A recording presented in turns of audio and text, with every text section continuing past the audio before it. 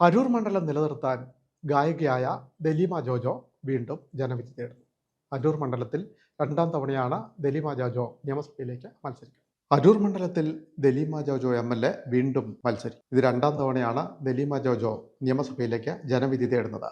2015 തദ്ദേശ തെരഞ്ഞെടുപ്പിൽ ജില്ലാ പഞ്ചായത്ത് അരൂർ ഡിവിഷൻ കോൺഗ്രസിൽ നിന്ന് തിരിച്ചുപിടിച്ചാണ് ദലീമയുടെ രാഷ്ട്രീയ തുടക്കം. 2020 വിജയം ആവർത്തിച്ച ജില്ലാ പഞ്ചായത്ത് വൈസ് പ്രസിഡന്റായി. അരൂർ നിയമസഭാ മണ്ഡലം തിരിച്ചുപിടിക്കാനുള്ള ദൗത്യം 2021 CPM ദലീമയെ ഏൽപ്പിച്ചു. വൻ ഭൂരിപക്ഷത്തോടെയാണ് ദലീമ നിയമസഭയിലെത്തിയത്. പെരുമ്പളം നിവാസികളുടെ ചിരകാല സ്വപ്നമായ പെരുമ്പളം പാലം സഫലമായപ്പോൾ അതിന്റെ നേതൃത്വമായി ദലീമയുണ്ടായിരുന്നു. മാക്യക്കടവ് നേരേക്കടവ് പാലം, വാക്കയിൽ പാലം തുടങ്ങിയ പശ്ചാത്തല സൗകര്യ വികസനത്തിനും ദലീമ മുന്നിലുണ്ടായിരുന്നു. 2001, 2003, 2008 വർഷങ്ങളിൽ മികച്ച ഗായികയ്ക്കുള്ള സംഗീത നാടക അക്കാദമി അവാർഡ് ദലീമ നേടി. യേശുദാസ്, ചിത്ര, MG ശ്രീകുമാർ, ബിജു നാരായണൻ എന്നിവർക്കൊപ്പവും നിരവധി നാടകങ്ങളിലും പിന്നണി പാടി.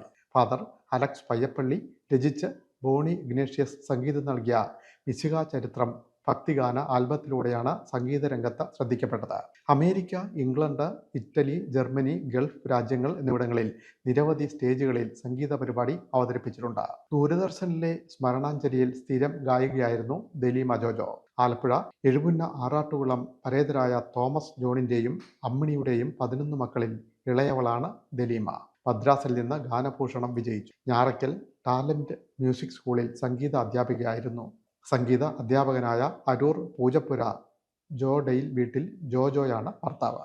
ആർദ്ര, കെൻ എന്നിവർ മക്കളാണ്.